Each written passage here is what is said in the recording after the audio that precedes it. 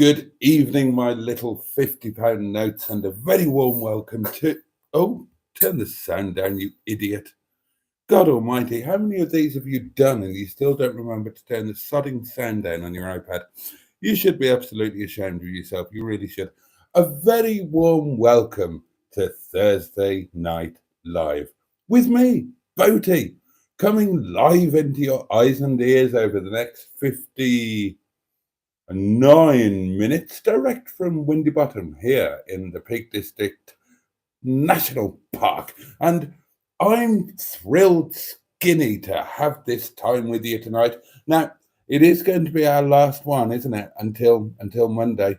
So we're going to have to jolly well make the most of it. And of course, Thursday night, anything goes. The madder, the weirder, the better. But I thought of some subjects that we could have a chat about tonight if you fancied it. What did I think of? Now, what do you prefer, plain socks or socks with a pattern on them? Are cats pointless? Will the Project Nigel YouTube channel ever be as good as Dan's Bangers? Can any YouTube channel ever be as good as Dan's Bangers? Why do good things happen to bad people? And why do bad things happen to good people? Why has nobody ever thought of inventing a clear toaster so you can see how toasted your toast is? What else? Well, anything else that you care to throw at me? Oh, driving tests. Driving tests. How old were you when you passed your driving test, if indeed you have? How many attempts did it take you? And do you think that they should be harder? Do you think that they should be more regular? Should you have to take one every 10 years? And do you think that there should be a maximum age where one is legally permitted to drive? That'll do for now. Throw anything else at me that you care to. Excuse me. So, your very good health, my lovelies. Thank you for joining me tonight. It's lovely to see you all. And of course, I want to hear all of your news. I would like to know what you've been up to today. Has it been a good day? Has it been a bad day? Or has it been a sort of in-between day? Obviously, I want to know what you've been eating. That goes without saying. I had cow en croûte. I had a beef. Yeah, I did. And I'm glad you asked. I had a beef pie for lunch with beautiful steamed new potatoes tossed in butter, mint and parsley, and some fresh green beans, which I steamed and then sort of buggered about with a little bit of lovely rich creamery butter and black pepper. It was absolutely delicious, and I made a bit of beef gravy to go with it, quite honestly, and I'm not ashamed to say that. Oh, there's a subject we could discuss. Gravy. The north-south divide in terms of what is acceptable to put gravy on. So, what do you put gravy on that you think that maybe you shouldn't? And what do other get your words out? And what do other people put gravy on that you absolutely think they should not? Now, I'll give you an example.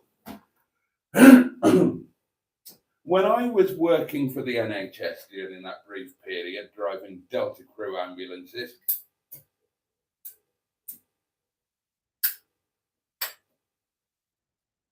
I worked with a gentleman who is going to remain anonymous because I wouldn't want to shame him in any way. His name's Pete, by the way, the anonymous guy. And he is a proper northerner, or he was a proper northerner. I mean, I hope he's still with us. But he was proper northerner, gravy on everything. And I wondered, is there anything that that he would draw the line at and not have gravy with? And he was no fan of foreign food. He was old school northern. He only wanted good, proper English food, and ideally he would like it wrapped in a newspaper. However, we were we'd done an emergency admission to Steppen Hill, I think it was. We were at the canteen, and we were a bit late and the options were limited. And he had chicken Kiev with salad. Now that counts as foreign food. Well, chicken Kiev counted as foreign food, and salad didn't count as food at all. And he was looking most discombobulated at this plate of chicken Kiev and salad. So he asked for gravy on it. So there you go. There you go. We can have a good old gravy discussion. Who have I got? I've got Barry, that guy from SETI Alpha 5. Jolly good evening to you. Joe is here, the lovely Joe Cox. No one expects the Boaty Inquisition Cardinal Fang poker with the soft cushions. God, I miss the intro music, says Joe. I miss the intro music as well. I really miss it. And I suppose I should think about using one of these posh programs that allow me to simulcast on things that I know about, like Facebook, as well as YouTube, and things that I don't know about, like Twitch and whatever the other one is. And if I used something like that, then I think, I could be wrong, but I think that I could incorporate an introduction with some music. So maybe I need to, after however long it is of doing these, then maybe I need to pull my head out of my bottom, get with it, and start using some technology. Neil is here. Neil, also known as the Gibbonator, and for a bloody good reason. He'll gibbonate you as soon as look at you, he will. How are you, Neil? Hope you're okay, mate. Working today? Neil, if you weren't aware, is an operative of that splendid organisation, the Automobile Association, who relieve me of £54, I think it is, every month for membership, because I'm still too lazy and stupid to leave them and then rejoin. Now, I don't want to leave them because they are the best out there. But equally, I don't want to be paying 54 quid a bloody month, and I've been doing it now for almost a year. So what I really desperately need to do is to leave and rejoin and qualify for the 1 year of not paying £54 a month. I really must get onto that. Good evening, one and all, says Otter MG. Good evening to you.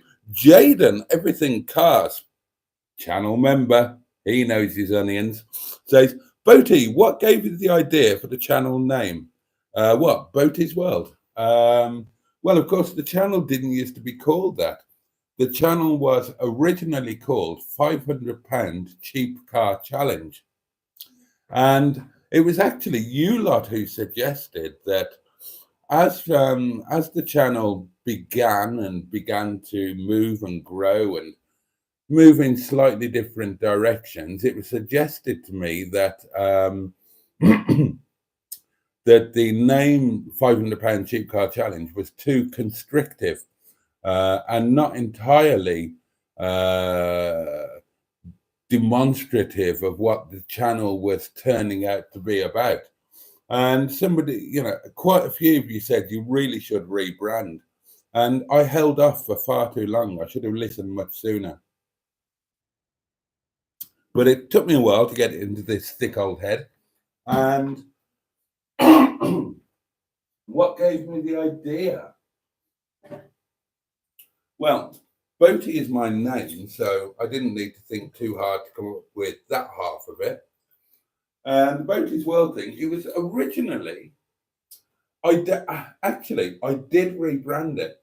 I rebranded it to World of Boaty, and then I rebranded it back to £500 Cheap Car Challenge. And then at some point, I realised that Boaty's World was snappier, sounded better.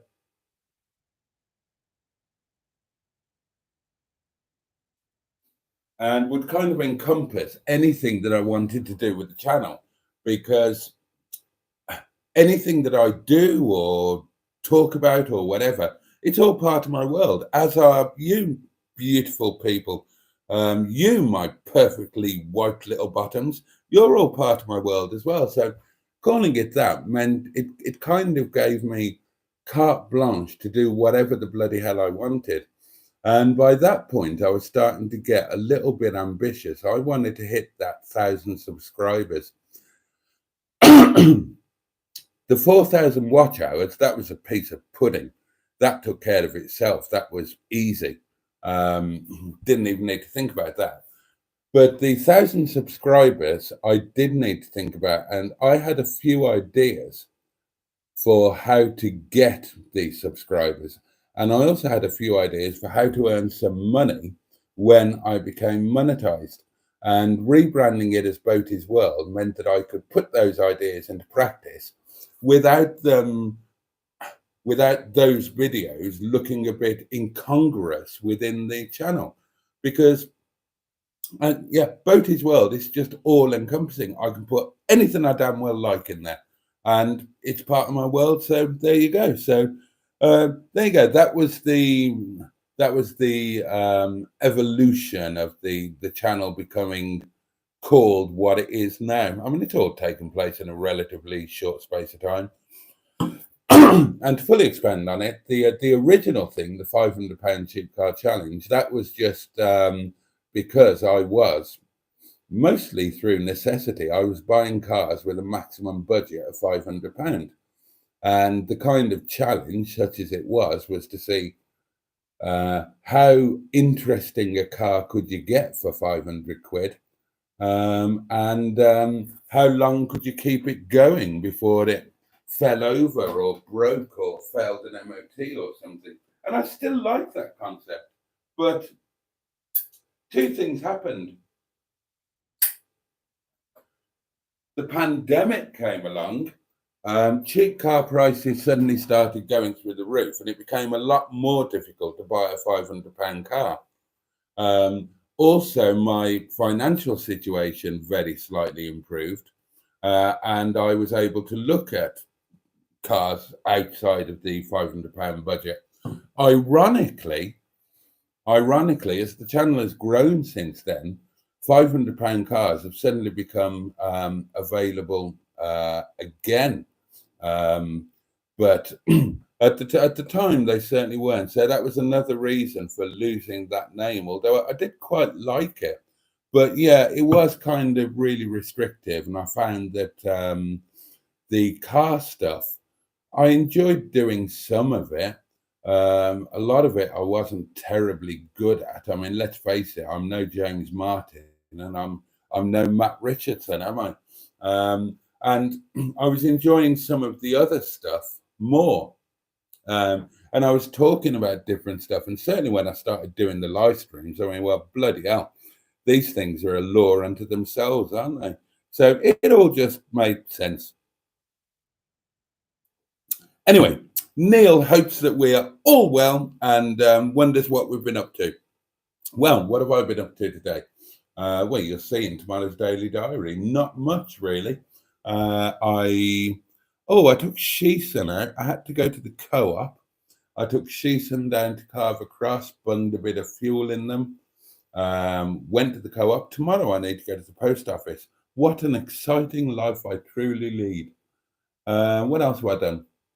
Done a little fix on Barney. Some stuff arrived in the post. One thing that I was incredibly pleased with, and the other that doesn't work and I'm going to have to send back, and that I'm very disappointed with. I had a decent lunch. I had a chat with Captain Mustard on the telephone, and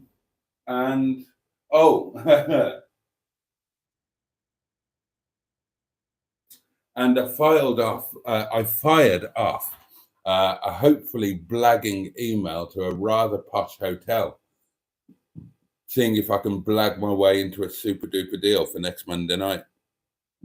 Oh God, I've got a frog in my throat. I've got the burps. I don't know why this happens during a live stream. I'm perfectly all right at work, not a problem. I'm not burping constantly. I haven't got a constant frog in my throat, so I feel the need to clear my throat all the time. Soon as you turn that on and everything goes to pot I'm burping, I'm breaking wind. Well, I'm not breaking wind. Well, you know, I mean, who knows what the next 5 minutes could bring. Cheers. Joe says, sorry I missed last night's live. Don't be sorry. We all have lives. Our internet is bad on our street at the moment, as we've got new lines going in for Ultimate Fibre, or whatever it's called. All right. I thought that was Allbran, or was it Alpen? One of those was Ultimate Fibre. Barry passed his test at the first attempt, and he was 18 and nearly 19. Well done, you. Joe has beaten him. Joe passed his driving test first time at 17 years old with no faults. Neil says, I was 17 when I passed my test and passed both first time. What do you mean both? Oh, God, you're a fetus, aren't you? You did 2 separate tests. You did a theory test and a practical test. Now, back in my day, when you had a man walking in front of your car waving a red flag, we only had the one test, and it was practical and theory combined.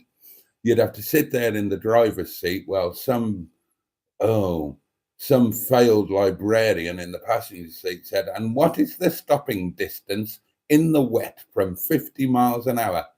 Or held up a little card saying, what does this road sign instruct you to do?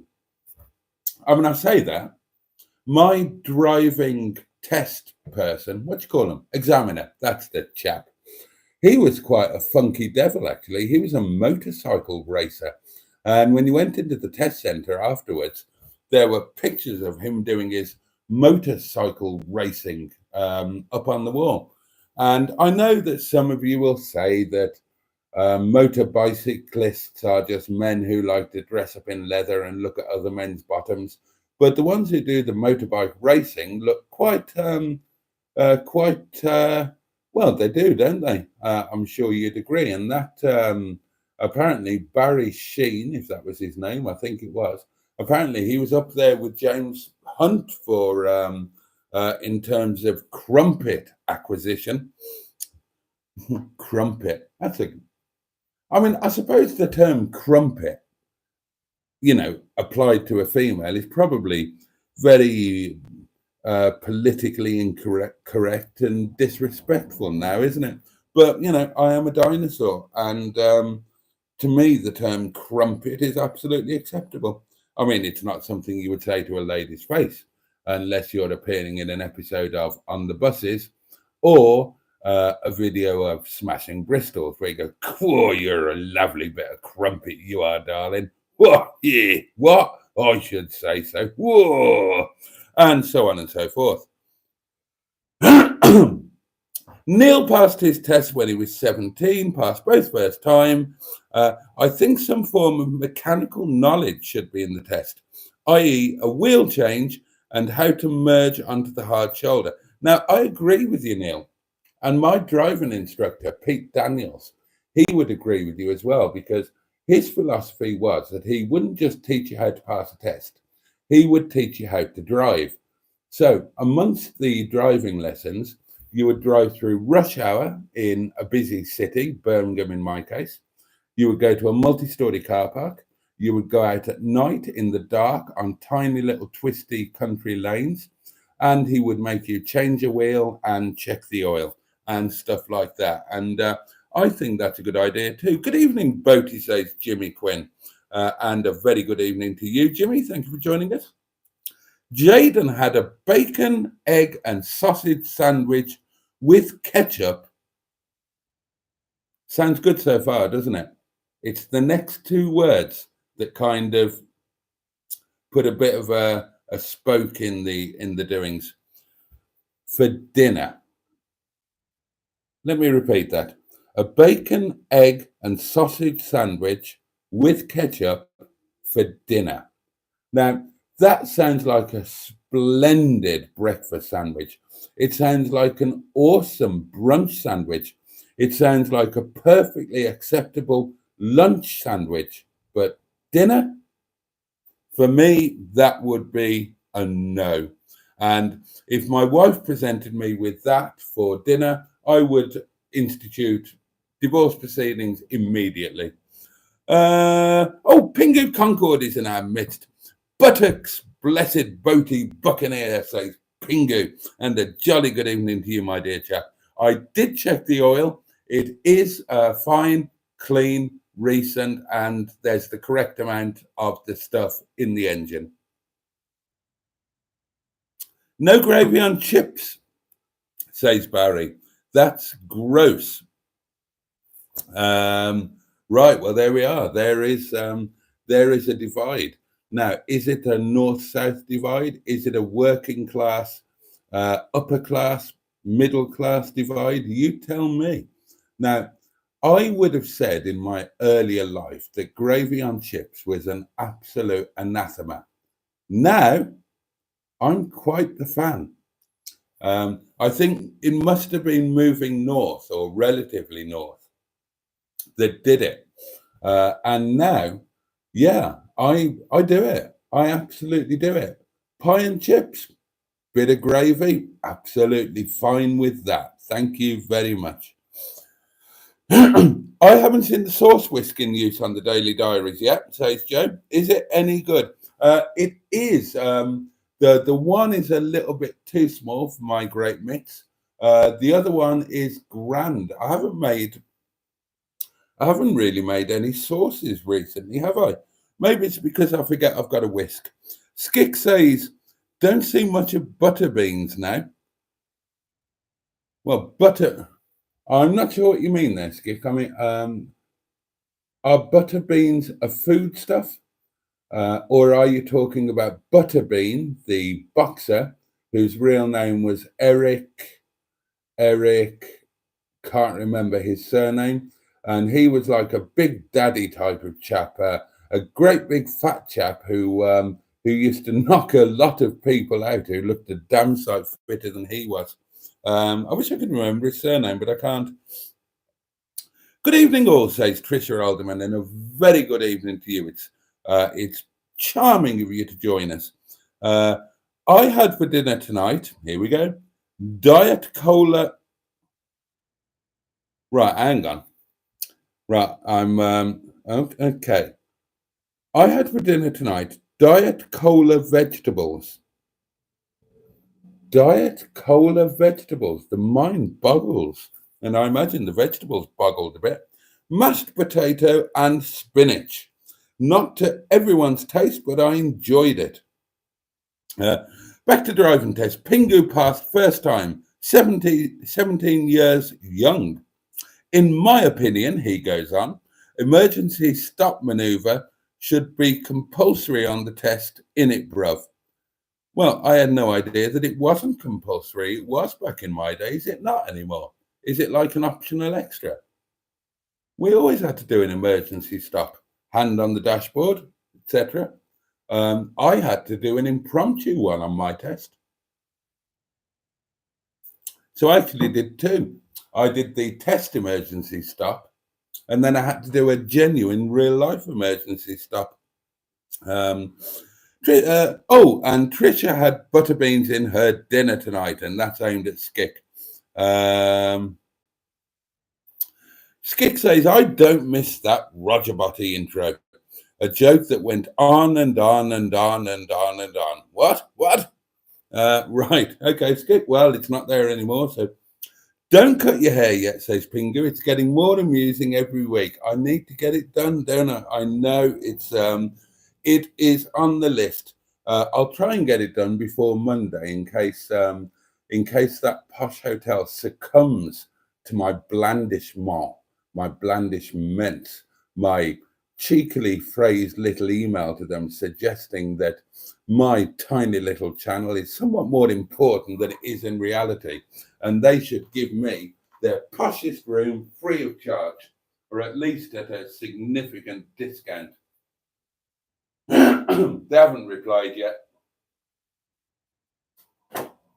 And if they watch this live stream, they probably never will. Never mind.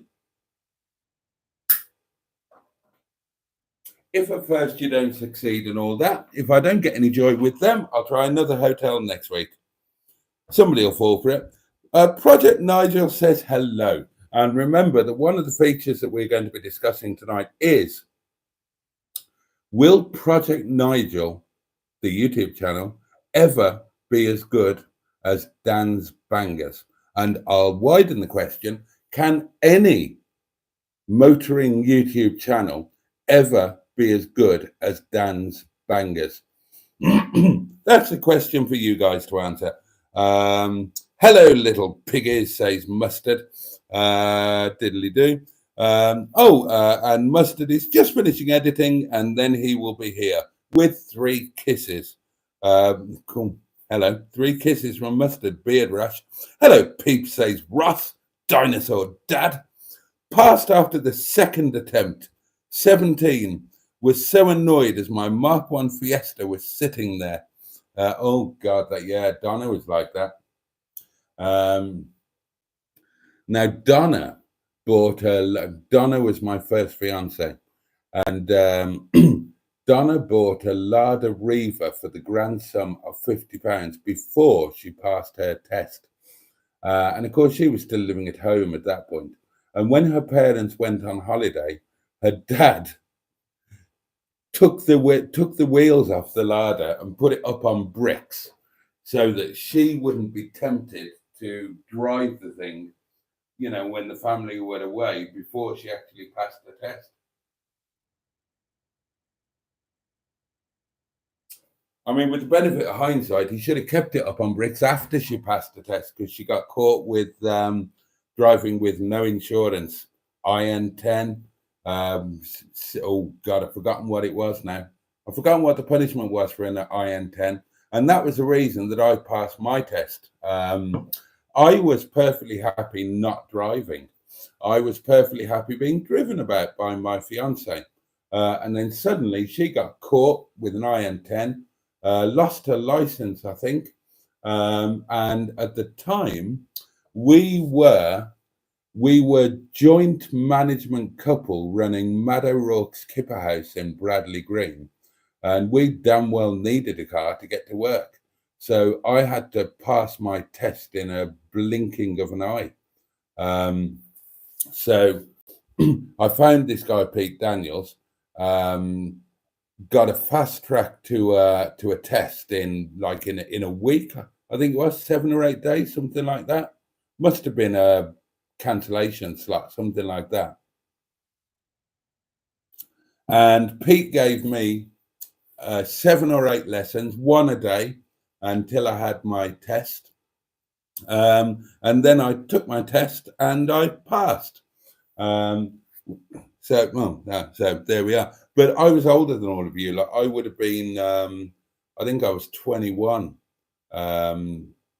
which is weird, really, because it's not like I was uninterested in cars. I was brought up around them. But of course, driving wasn't a thing as long as I was racing, because it just wasn't necessary. I mean, I was literally on my bike all the time. And when it came to going away to races and whatever, we had team cars, for goodness sake. You never needed to drive yourself. You always had a team car. You always had a driver. And then I had a Donna, and she was doing the driving, and I just didn't get round to it until I was forced to. Made up for it since, of course. Trisha's, right. Yeah, Trisha is, of course, a vegetarian, and points out that butter beans don't have much taste, but they are protein. Bad Books is here, says good evening. All. Pingu says, Pingu, the cheeky little Concord fellow, bless him. And this is quite a relevant question. He asks, has Wetleg, and that is, of course, Wetleg von Tittybiscuits, my 1998 MGF, who I adore, has Wetleg failed her MOT yet? No, Pingu, but I have booked the MOT test. Wetleg is going for MOT on Monday. So that will be, then we will find out. Then we will find out if Wetty was, we'll find out what the score is with Wetty, really. Pingu and Joe are deploying their mustardism and muff magnet emojis and some others. Oh, dear me. Skick says the prices of old used cars can be determined by scrap prices. You are, of course, absolutely correct, Skick. And what happened during the pandemic was scrap prices went through the roof. And those sub £500 bargains ceased to be available because you could scrap a car for 500 quid. So the chances of being able to buy a roadworthy MOT car for 500 quid or less, those chances became very much less. Now, I don't know where scrap prices are at the moment, to be honest. But yeah, there was a period where I really struggled to buy cars. They weren't coming up. The channel wasn't big enough to attract them, as it were. And scrap prices were just really high. So yeah, it kind of wasn't happening. Whereas before, I mean, just before the channel started, the year before that, I was buying them left, right, and centre. You know, I was buying MOT'd cars, nice MOT'd cars for 200 or 300 quid. Bingo says, Boaty, you are a far less annoying presenter than JM Furious Nut. Really? That's, gosh. Well, that is a compliment. That's why we keep watching and why your channel has grown so quickly. Well, that's interesting, actually. So who have we got in there? We've got James, we've got Matt, and we've got Ian. Are they annoying presenters? That's debatable, isn't it? And am I less annoying? I would have thought, to be honest, I would have thought I was a lot more annoying than either of those three. But I mean, I will take the compliment, Pingu, and thank you very much indeed. But I am genuinely surprised by it. Do I find them annoying? I don't actually. I kind of warm to each of them in their own individual way. Now, admittedly, I've gone off Hubnut a bit, but that's no reflection on Ian or his presentation style.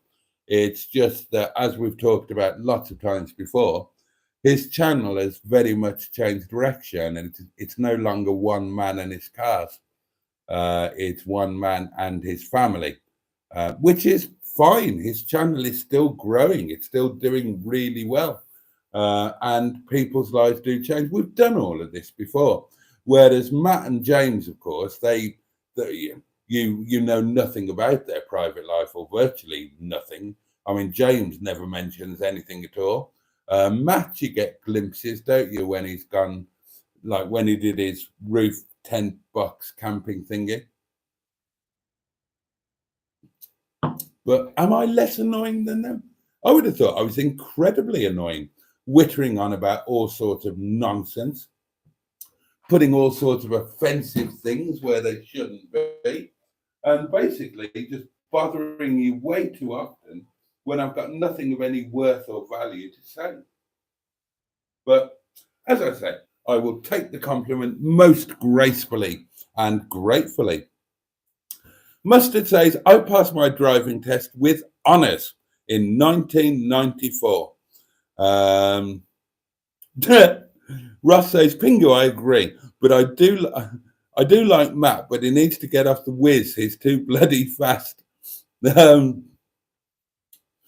we had that bit of fun last winter, and we were sitting in a car in the yard of Chilblains, desperately trying to keep bloody warm, freezing our tits off, and we were doing some impersonations. Of course, I did Matt, and I can't impersonate voices at all.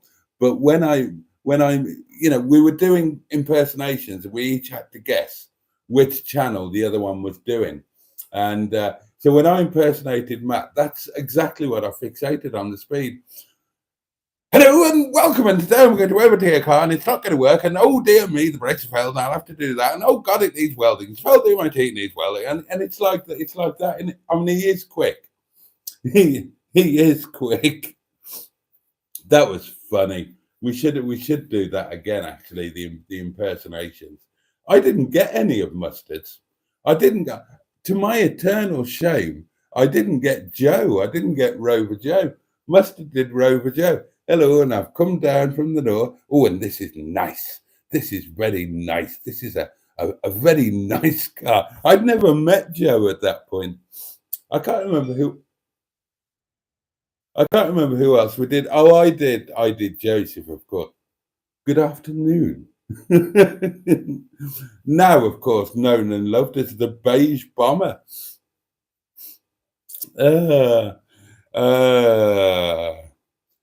Barry Sheen and James Hunt were best friends. Nuff said, God, yeah. That would have been a formidable pair out on the pool, wouldn't it? Pingu says, Lord Boaty of Bangerland, what is your opinion on the Peugeot 306? What is my opinion on? I can't even think what the bloody Peugeot 306 is, to be honest. Let's talk about my history with Peugeots. I don't know what a 306 is. Is it that? Oh, right. Okay. 206, 306, 406. So the 206 was the 205 replacement. The 306 so the 306 was that mid-sized, like, little bit smaller than a Focus. I think I bought one. Or was that a 206?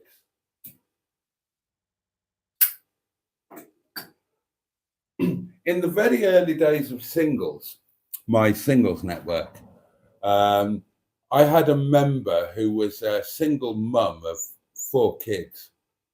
And bless her, she had cancer.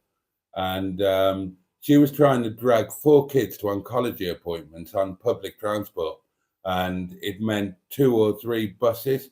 And I thought, that's ridiculous. I'm not having that. So I bought her a car and insured it for her and taxed it. And that was either a 206 or a 306, but I get a bit confused. I will talk about my history with Peugeots, though. I can't answer the question.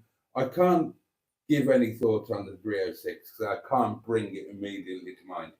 But I will talk about Peugeots that I've owned or that I would like to own. Right. The Peugeot that I would like to own would be a 604, which I would do up as a late 1970s Tour de France support vehicle. I love the 604. I would love a 604 Ti, actually. I would like a 605. Cars that I've actually had, I had a 405 MI16, was it called? I had a Peugeot 309 diesel. God almighty. Yeah, I had a Peugeot 309 diesel. And it was my, like, just slob about basic daily car. And I remember I was taking Leyoon. Leyoon was fiance number, I forget which, but she was Chinese Madam Mark 1. And I was taking her on a few days holiday, and I did a terrible thing to her. I did it, well, not that. I mean, I did do that terrible thing many times, but I took her to Lake Verneuil Hotel Resort and Spa, one of my favorite places. And I knew that she would love it there. You've got to bear in mind that this is a very flash young woman. She's the daughter of the Chinese ambassador. She's from an incredibly wealthy family. She's wealthy in her own right because she was working as a barrister in London. She went on to take Silk. And the last time we were in touch, she was in Switzerland running her own chambers, her own law firm. So I took her to Lake Verneuil, which I knew that she would love. I mean, she was like a contented cat when she was somewhere really posh and expensive. And then we had a night or 2 nights there, which she adored. And why wouldn't you? It's amazing. I actually, part of my honeymoon was spent there as well. And it's on my list of Monday night posh hotels to be going to over the winter, if I can email them and blag them into. Anyway, but then, and this was the evil part. Oh God, I feel so ashamed to say this. I booked another really lovely hotel, and I can't remember what it was called. One of you might know. Right. This is going to sound weird. The words lovely hotel, and then I'll tell you where it was. Blackpool. And I can't remember the name of the hotel. Might have been Norbeck, something like that. The Norbeck Castle. But it was the poshest and most expensive hotel in Blackpool, which is, of course, as many of you will know, an absolute shithole. But it has roller coasters. The roller coaster capital of Europe, if not the world. And so I booked this hotel, didn't tell her anything about Blackpool. And she was fine in the hotel. It was a jolly nice hotel. But then I dragged her to the pleasure beach, didn't I? So you've got this incredibly glamorous, and she was super glamorous, was Leon. And, you know, she didn't know how to dress down. She didn't own a pair of jeans or a pair of trainers or anything like that. So I dragged her to the pleasure beach, and she's tottering around in high heels and designer clothes and all of that bollocks. And I'm dragging her on the big one. Make your own jokes there. I'm dragging her, and she's terrified. She's frightened of heights. She's frightened. Oh, she had the worst day of her life. It wasn't enough that she was terrified on all the bloody. I've got a photograph somewhere. Actually, I probably haven't. It was in a filing cabinet in a garage that I lost. I did have a photograph. It might be on Facebook. One of those ride photographs of the pair of us on Valhalla, and you've never seen a look of such absolute scorn on anybody's face as was on Leon. She had the worst day of her life. Not just the worst day of her life, but she discovered what her own personal hell after life would be. She had an awful time. She was terrified on all the rides. She hated every second of every one of them. She got dreadful blisters from tottering around the pleasure. I'm trying to drag her from one ride to another. She's tottering around on like a pair of £800 heels. I can't remember the name of them, but she wore very expensive shoes. And of course, she developed terrible blisters. And she insisted, God, she wanted an air ambulance or something like that to deal with her feet. I took her to the first aid tent or whatever it was. Oh God, I won't tell you all of the rest, but she was not impressed, I can tell you that. And then to make matters even worse, you know, this international jet setting over that night, I took her out on the town in Blackpool. Oh my God, how our relationship survived that. I mean, she must have really loved me, that woman, because she didn't leave me either during or immediately after that little break. But there we are. Somebody has done a nice thing. Who is it? Oh, John Stoodley has become a channel member. Welcome. Thank you very much indeed. I'm really grateful for that. I'm so grateful for all of your support. Oh yeah, I was talking about Peugeots, wasn't I? Before I started talking about Leon and Blackpool. Other Peugeots that I've owned. Yeah, so, oh yeah, that's what I was talking about. So when we went on that thing, we were supposed to be going in an imported twin-turbo Supra that I owned at the time. And I blew the engine up. I wasn't very good at looking at checking oil and water and things. Well, I say I wasn't very good at it. I might have been if I tried, but I never did. I just assumed that they'd be okay. Or Sergeant Trend used to do it for me. We had a chap who did that sort of thing.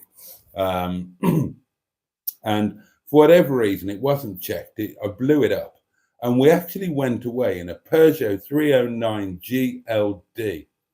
And again, Leon was not impressed by that. You know, she's used to chauffeur-driven cars.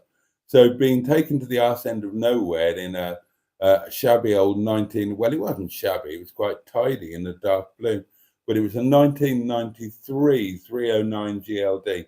And all I can remember about that, and bear in mind that at the time I was driving Bentley, Rolls Royce, you name it, all the flash stuff. All I can remember was thinking, fucking hell, I'm spending nothing on fuel. This is amazing. And the car is still getting me there. I think, looking back, that might have been the point where I started realizing that, you know, sometimes you want to be flash. Sometimes you want to have a bit of fun in terms of driving. But when neither of those apply, drive something cheap. Why spend or why waste money on fuel that you don't need to spend or waste? I think that trip taught me that. I always fancied a 309 Goodwood. What else? Now, I also owned a 505 GTI that came in a job lot with two XJSs. And I was quite fond of that thing, actually. And then later on, after I came out of the game, I owned one of the best cars I've ever owned, a 106. Was it 106? Oh, I think it was a 106. A 106 XRD, I think it was. The little diesel thing. It did about 100 miles to the gallon. And I remember I put whatever the hot model was, I put that steering wheel on it and a super flash stereo in it. I think I was married at that point. Can't remember why I bought it. I think I just wanted a stupidly economical little runabout. I think I was running Lexus at the time. I think I had a Lexus RX, two SCs, and an LS. And this came up locally, and I probably bought it thinking I'd turn a few quid on it, just flip it. And it was just so much fun. I wish I still had that. It was in white. Anyway, that's enough about Peugeots. What's going to happen, asks Ross, when people start passing their test in electric cars? It's bound to happen. I don't know. Oh, and Neil does know. He says it does happen. Automatic driving instructors can use EV and hybrids. Oh, there we are. Pingu agrees with Ross that Matt is stuck in sports mode. I quite like that. I quite like that it goes along. And I just like Matt. I think he's one of the nicest guys in the world. And I enjoy his videos. Tinned butterbean, says Ross, the staple vegetable of the Scottish council estates. God, was it really? Oh, you live and learn. Driving examiner, Mr. Roundtree, failed everyone apparently. Guess who I got? But I bucked the trend and passed first time. January 1988. Blimey. Otter MG says, dinner tonight. Instant mash. Oh, God. Okay, well, brace yourselves, darlings. Dinner tonight was instant mash and sardines in spicy tomato sauce. Don't judge me, he adds. And it's kind of difficult not to. Barry says, Project Nigel is one of my top channels alongside yours. Bless you, that's kind. It's Paul's unpretentious way of doing things that I like. But will his channel ever be as good as Dan's Bangers? That's the question. Now, don't get me wrong. Paul is my best friend.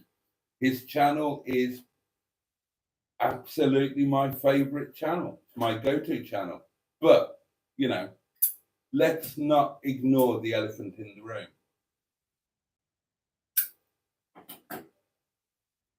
And the elephant in the room is that when you look at the YouTube channels that are in any way motoring related, you've got a lot of channels that are like here, here, here, here, here, and here.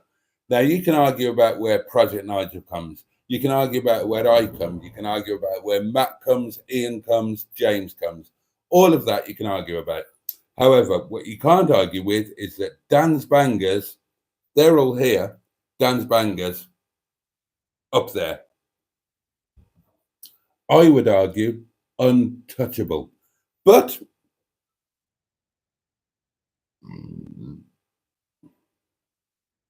so sorry. But I welcome your thoughts on that. Pingo asks, how's lovely Bernard? Have you released her from your dungeon yet? Bernard is, I don't know today. I haven't spoken to Bernard today. She was on last night's live stream, although she didn't say anything, or at least I assume she was. Well, she was, wasn't she? Because she rang me in the middle of it or towards the end of it. And I sent her the link, so I presumed that she tuned in. Oh, I did. I got a message this morning. I have heard from her today. I apologise.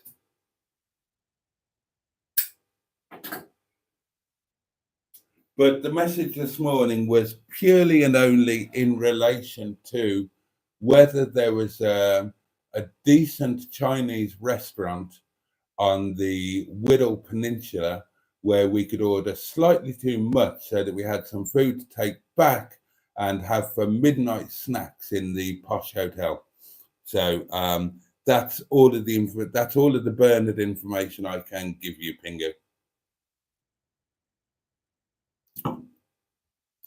Oh, and not sucking up, by the way, says Brad. Well, that's jolly kind of you. Mustard says, who's presumably finished his editing at this point, says, Boaty is deliberately annoying. Discuss.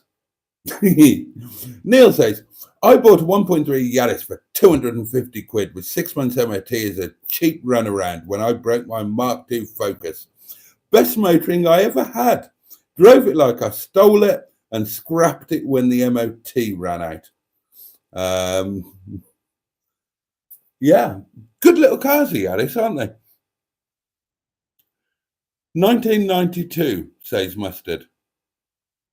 And that doesn't appear to be in relation to anything else. Unless that's when he passed his driving test. Let's do it again when it gets cold. We know more YouTube people now. Well, I agree, and he's talking about doing the impersonation. I agree we should definitely do it again. I think it should be a feature every Monday. Impersonation corner or something like that. We should at least do one each. But the getting cold thing, I'm not keen on. I'm not keen on that. I don't want to do another winter like last winter, mate. It damn near almost killed me. God, I remember that my feet were always freezing cold. And, you know, you get so cold that eventually we just huddle in a car and turn. I don't want to do any of that. I want to set I know you want to flog the caravan and have the space. I want to set the caravan up down the bottom where the SD1 is, plug it into the electricity and make it our sales office and make it all warm and cozy and lovely so that we don't have to have a winter like last winter. We can be a little bit more civilized and eating comfort. I mean, last winter, a lot of the weeks my hands were so cold I couldn't hold my food. I couldn't bloody well eat. Oh, that's no life for two YouTube superstars. I mean, we should have a Winnebago in the yard, but you know, I would settle for George Roger Boaty plugged into the mains with a full gas bottle so that we can have some heat and light. That's what I would like. And if Mustard does sell Roger Boaty, then I swear to God, I will sell some or all of the fleet and buy a motorhome. And I will go to the yard in a motorhome. And while Mustard is freezing his hairy tits off, I will sit in my motorhome, heated, warm. I mean, I say motorhome, camper van, let's face it. I mean, even if I sold all the cars, I could barely afford a camper van. But yeah, and I will sit and luxuriate in comfort, and I won't let him in because it's his fault he sold the caravan. I'll make him stay outside. He can look through the window and say, Boaty, it's right cold out here, because he is northern. So obviously that's the way he speaks, you know, and he'd have a bit of gravy in his beard. He's going to kick my head in on Monday, isn't he? Boaty, I'm right cold out here. I'm freezing my early tits off. Can I come into your camper van and get warm? And I shall say, no, frankly, no, you upper class truck driver, you. It's your own fault for selling Mr. George Rogerbody. You've made your bed, it's a cold bed, and now you can jolly well lie in it. Yeah, that'll teach him, won't it?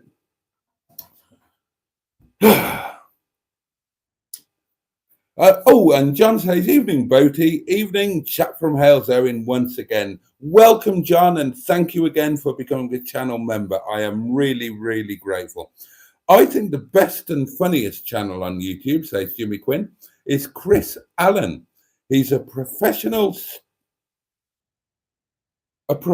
struggler.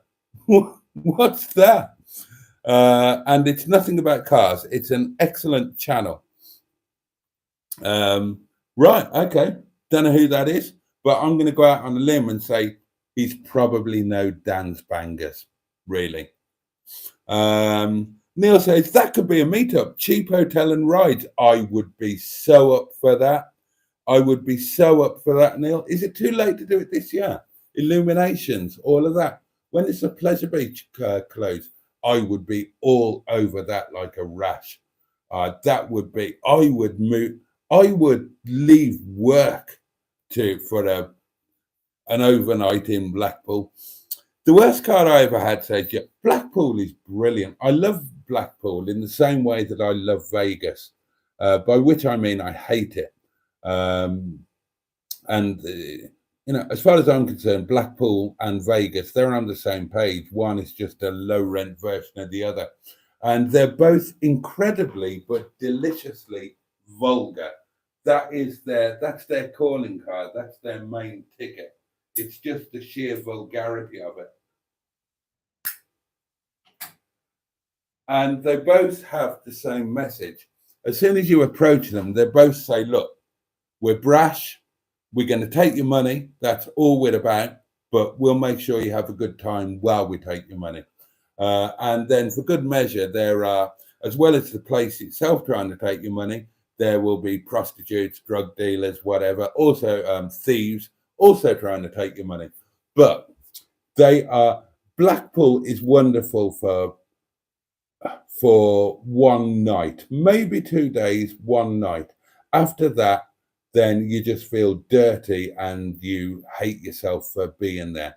But for 1 night, 2 days, or 1 day, or even just a day trip, absolutely fantastic. Because Pleasure Beach, roller coasters, Valhalla, the what's it called? What's it called? The one I've got a picture of with Sasha sitting in front of me, and I'm holding her by the tits. Bobsleigh, the bobsleigh. Yeah, that's the one. I mean, the Grand National. What more could you want? And Vegas is the same, except that you can do 5 days in Vegas. I can easily do 5 days in Vegas until I start hating myself and I need to get the hell out of there. And yeah, but to be fair, 5 days would be, 5 nights. One of the days you'd have to go out for a drive and drive to the Hoover Dam or the Grand Canyon or something like that, just to get a bit of a break from it.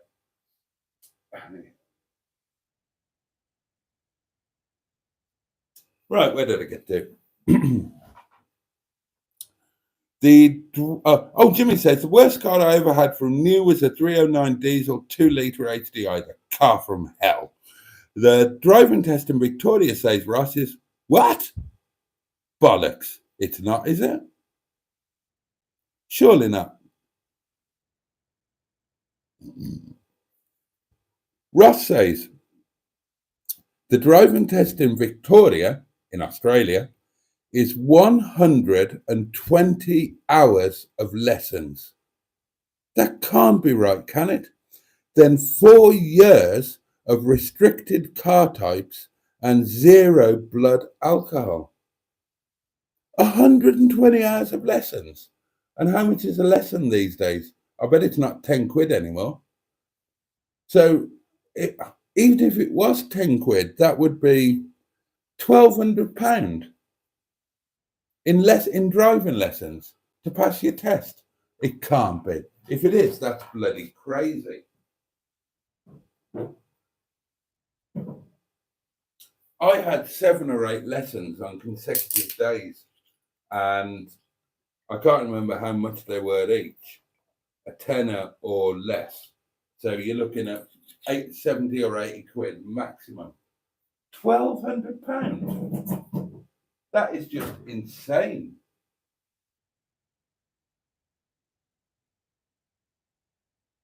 So are Australians all amazing drivers then, Ross? Does that pay off?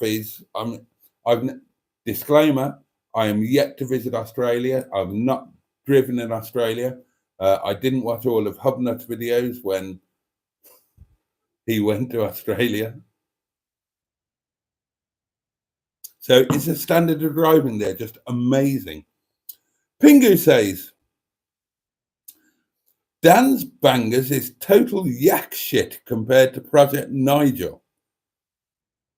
I don't think you can say that, Pingu, can you? I mean, I know Mustard is our dear friend, but you can't compare the Project Nigel channel or any of our channels to Dan's Bangers. I mean, and just saying. Blackline says, my first car was a 950cc Fiesta Mark II with 4 gears. 5 if you include reverse, I imagine. £200 to buy, £1,700 to insure, third-party fine and theft at 17. Still remains the only car that I ever had rejected from an MOT so as not to waste my money. Oh, God. Oh, dear. Barry says, the worst car I ever drove was Fiance 1's Mini Cooper soft top. The thing was pink and looked like a nutsack on wheels. Oh, dear. Oh, and Blackline sold his first car, that Fiesta Mark II, to a school caretaker so his son could learn how to drive in the car park. Oh, well, good, it lived on. My first car, says Barry, was a Mark III Fiesta 1.1. It lasted 6 weeks and the head gasket went. I bought it for 200 quid and made 300 quid in spares and scrap money and got a free Maestro out of the deal. Winner. Don't worry, Boaty, says Pingu. If Mustard sells the caravan, I have a tent you can use. Sod that. Sod that. I am not suffering in that yard this winter. Now, that yard and Mustard were already an important part in my life. And now there's a business interest there as well. So, you know, I've probably got more future than past at the yard. I'm probably going to have to spend more time there at some point. And I'm not doing it in the freezing, pissing cold in winter. There is no warm element to that yard. The lockup of dreams is drier than outside, but it's no bloody warmer. No, I'm going to have comfort in that yard. And if the caravan stays, then I'm going to get the caravan. I'll get somebody who knows what they're doing. I'll get Jake to come and set the gas bottle up and get the heating working. And ideally, or I'll buy a really long cable. It needs to be plugged into the mains so that we can do stuff in there and have lights and things. And the power points can work. And we could have a microwave in there. I need a bit of... I'm too old to spend days of my life just aching with the cold. Last winter was horrendous. Horrendous. I mean, getting there was bad enough. You look at some of the videos of last winter. I mean, talk about dedication. I set out to that bloody yard on a Monday, going through snow blizzards and all sorts of hell, and then right over the tops of the peaks, and then had to get back. And, you know, if you do that sort of epic journey, then the least you deserve is a centrally heated caravan. When business starts getting really good, we could get a posh caravan, couldn't we? With proper heating and all sorts, and where the bog is and all covered in comics.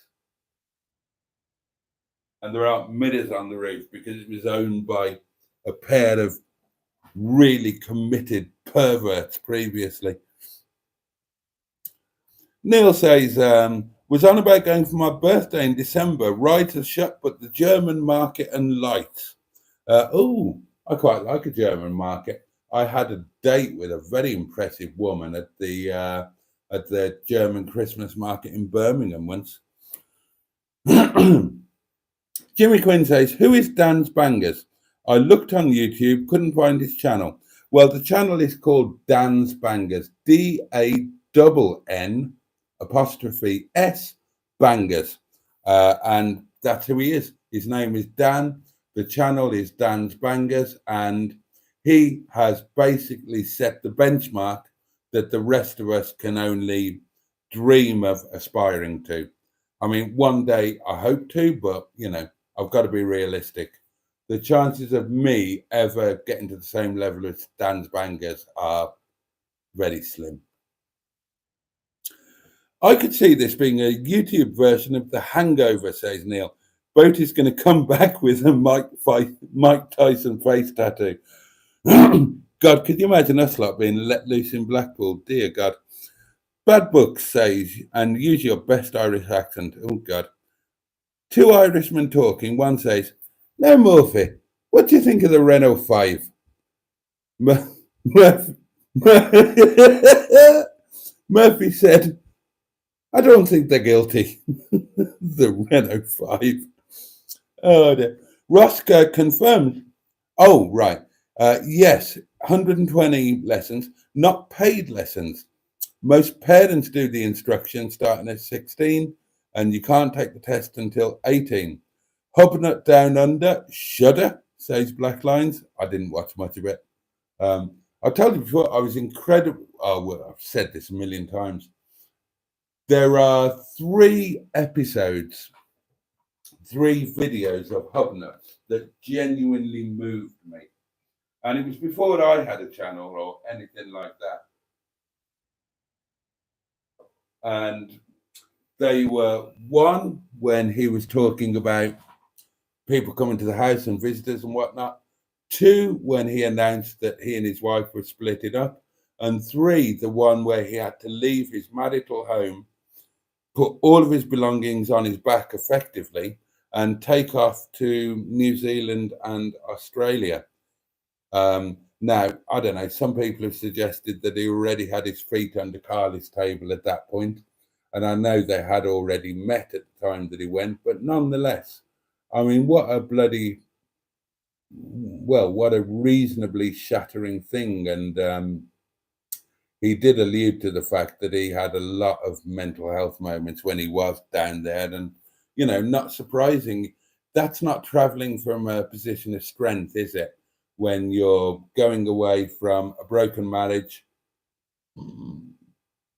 losing your home and relying on, to some extent, on the kindness of strangers. So I know he spent a lot of time staying with subscribers, which is lovely in a way, but wouldn't be great for your old emotional well-being, I imagine. Anyway, it's all ended up okay for him. He's a happy chap, I think. Jimmy says, I had 3 lessons and passed my test 1 month after my 17th birthday in 1974 and passed my HGV Class 1 4 years later. And Bad Books has pointed out the double N to Jimmy. The worst car... Is this true, Mustard? You've never mentioned this. The worst car I ever had was a Reliant Robin. It did about 1/10 of a mile before I nearly tipped it over. Is that true? Oh, Now, there's a car I've never driven, a Reliant Robin. I have driven a Reliant Kitten, but never a Robin, and I really should. I've driven three-wheelers, but never in that configuration. The three-wheelers I've driven all had two wheels at the front and one wheel at the back, unless you count the Sinclair C5. Get one of those cheap diesel heaters in there, that's an option. Or a Caligas heater, another option. Thank you, Neil and Black Lines. Oh, and Jimmy Quinn has found Dan's Bangers. Thanks, Bad Books. 625 subscribers. Mustard must be better. Dan's Bangers. Pinnacle. Watch the videos. You'll see what I mean. My first car, says Pingu, was a Peugeot 309 1.6 GL. Nice car, but head gasket failed whilst selling it. So moved on to Rovers for the reliability. Oh, dear. Ross says, Jimmy, somewhere I thought you were a youngster, but you must be the headmaster on it. No wonder he's failing. He's not failing, Mustard. Dan with two N's. He can't even spell his own name. Exactly, Mustard. Yak shit, says Pingu. No, he spelt his name wrong deliberately to set his channel apart. It was a very deliberate thing. He knows what he's doing, does Dan. He's got it all up there. I've spoken to the man. He's very together. He's going to be, well, he will be the most successful channel in YouTube history. You mark my words.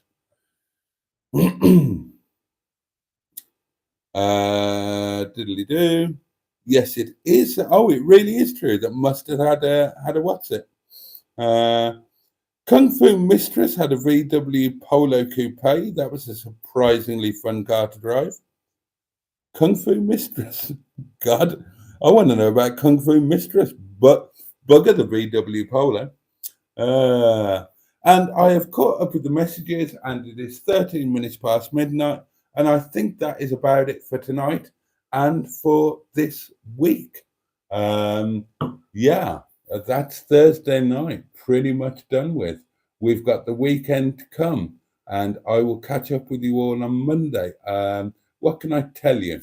I'm not expecting anything exciting to happen on Friday or Saturday. Sunday, if any of you are interested, I will be at the MGZ Register meetup at the Great British Car Journey, which is at Ambergate in Derbyshire. I'm going there because, well, basically because Joseph Lloyd is going, and he pinged me and said, do you fancy meeting up? And I said, yep.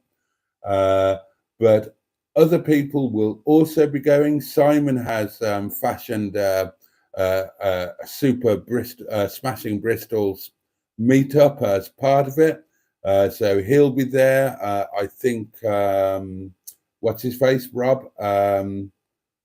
Mr. Bed and Breakfast.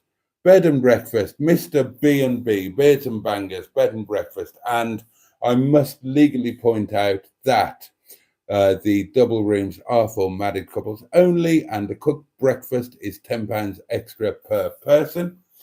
He's coming up. I expect the artist formerly known as Underscore will be there, and there'll be lots of other people. Well, I'll be there. If you fancy coming along, that's where I'll be on Sunday. Then on Monday is now going to be a yard day. Wetleg is going for MOT. We've got a car being delivered to the yard. I will be having a look at the two new cars to Mustard and Boaty do cars that I am yet to actually see in the flesh. And then Monday night, if all goes according to plan, I will be doing the live stream and some video stuff from a rather nice hotel on the Wirral Peninsula, and possibly a Chinese restaurant, but that will probably all go tits up and not happen. But there we are.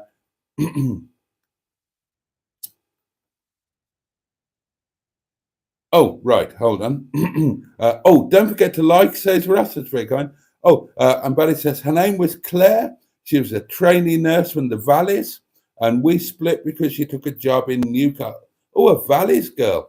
Oh, a nurse from the Valleys. That's got to be up there with the best women of all time. And I call her Kung Fu Mistress because that's where I met her. And she was good at it as well.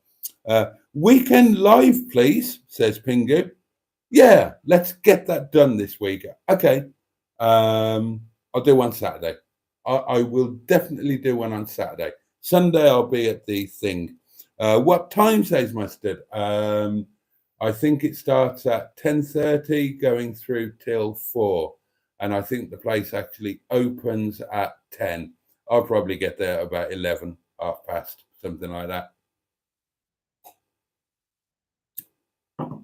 What I'm planning to do is to take 2 chairs and a table, park right at the end of the car park, set up the chairs and the table, take my microphones and a tripod and whatnot, and just invite anybody who's passing to sit down and be interviewed.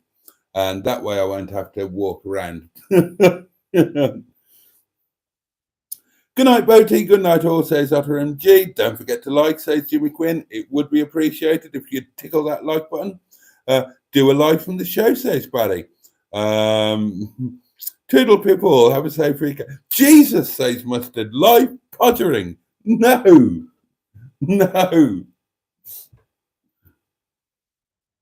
No, the live would be on the Monday night. Bad Book says you were right about the British car journey being daylight robbery. National Motor Museum Gaydon is 14 quid entry, which lasts 12 months. Bloody hell. No, Jimmy, no, Mustard. It's not going to be that. It's not going to, if it happens at all. I mean, I'll let you into a little secret when it wouldn't happen live full stop. And if it happened at all, much more likely to be the next morning. We have a habit of talking nonsense and drinking too much and falling asleep and forgetting to do it and catching up the next morning. Or spending the whole of the next day. Anyway, that's enough. You don't need to talk. We don't need to be talking about that. Thank you very much for your company this week. I will catch you over the weekend, Saturday, Sunday, possibly both. I hope you all have a great weekend. And I will most definitely see you on Monday. There might well be a live stream from the yard. There will definitely be a live stream Monday night. There will be some hopefully interesting videos to come where there will be 3 new cars for me to get my teeth into, as it were. And there we go. So put me down for 4. Okay. Guys, take great care of yourselves. Thank you again for your company.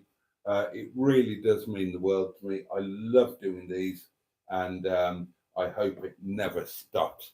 Do you know, I really am going. How much is the ticket, says Jimmy? Put me down for 4. Oh, to the Great British Car Journey, 17 quid, I think. 17 quid. And that's not for a year or anything like that. That's just for that day. And if you want to do any of the additional things, like the Drive Dad's card and all of that, that's extra and even more expensive. But you can turn up and just use their car park for a mere £5, as long as you go and spend money in the cafe. No, Jimmy, I'm not doing that. You wouldn't want to see it anyway. Rob said on his recent live stream that having not done a live stream for a while, he could look at them with fresh eyes and he could see, hold on, the Rue de Miran sign is on the cock. What have you been doing against that door? Oh, yeah, it is. And actually, you're right. You're right. I'm ashamed to admit it, but there was a bit of action in that. Anyway, don't need to talk about that. I've forgotten about that.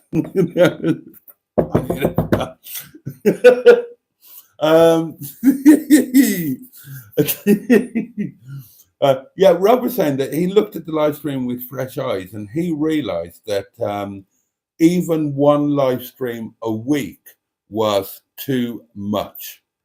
That's what he said. Even one live stream a week was too much. And I'm going to respectfully disagree with that.